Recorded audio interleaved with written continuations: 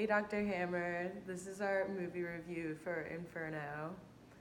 Overall, we both say thumbs down. Thumbs down. Didn't like it. The cinematography we thought was just like way too much, and there were so many different storylines. It was really confusing to like follow.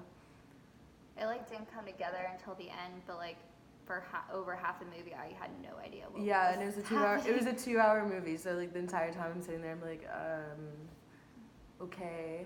Yeah, the only thing we thought was decent about it was the good and bad. Obviously, red was supposed to represent evil or hell. That's what we thought the thread was. Yeah. It was the red because specifically, and that one guy who turns bad in the middle of it when he takes him, is about to kill him.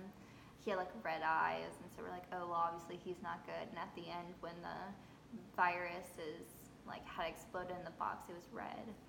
So we thought that was good. Yeah, and we also thought it was good in showing that you see kind of that you're a hero in yourself, whatever you're doing, because the bad guys thought that they were doing a favor to the world by killing half of them and doing the rebirth.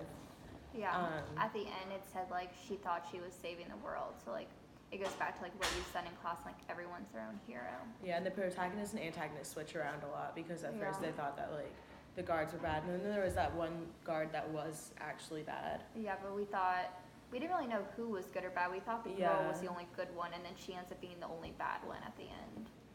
So there's a good arc to the characters. Yeah, it was overall just very confusing. Yeah, for sure.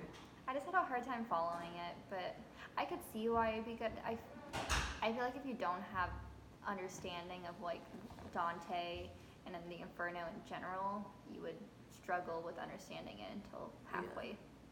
Yeah. And it was just very all the action's very unrealistic, and it just kept on building and building and building, but I felt a lot of that tension we didn't really need it, and it was just kind of filling time at that point.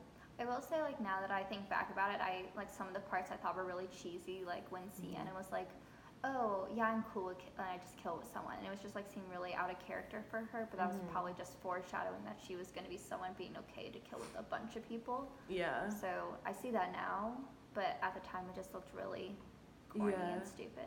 And he had a lot of good quotes that seemed it was a major theme at the time, when he was talking about doorways. Oh yeah. But then it didn't really pan out in the big picture. It didn't really mean anything. It was just kind of a cheesy quote.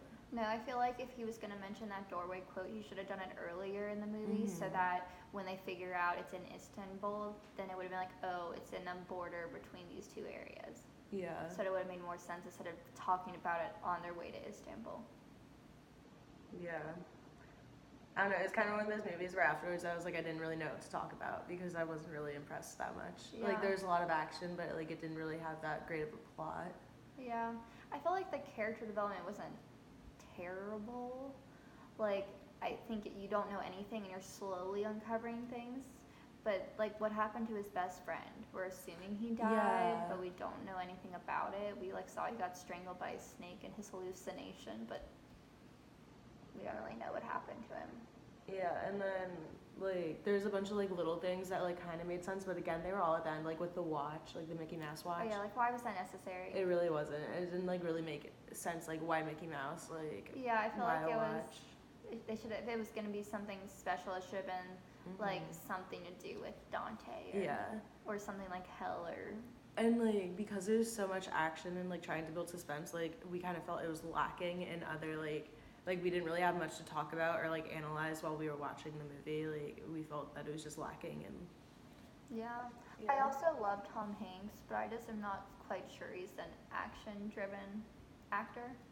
He's a very monotone voice. I just don't see him in the Born Identity role that this kind of was. I mean, I get him as the professor, but I don't know. Sometimes when he was moving and hiding behind things, it didn't scare me. Yeah. Yeah. Overall, I don't think that it would really fit in any other archetype besides the good versus evil. Yeah, so good archetype for it. But a bad execute, I don't think it was the best example of that archetype. It did implement a lot of I think it was too literal. viewpoints. Yeah. Like clearly it was that, because that's what the whole thing was about. Like I wish it would have been something where they didn't specifically mention, oh, we're in hell or things like that. That's all I got. So yeah, overall, 2 thumbs down. Thumbs down. We'll see you All tomorrow. right, see you in class tomorrow.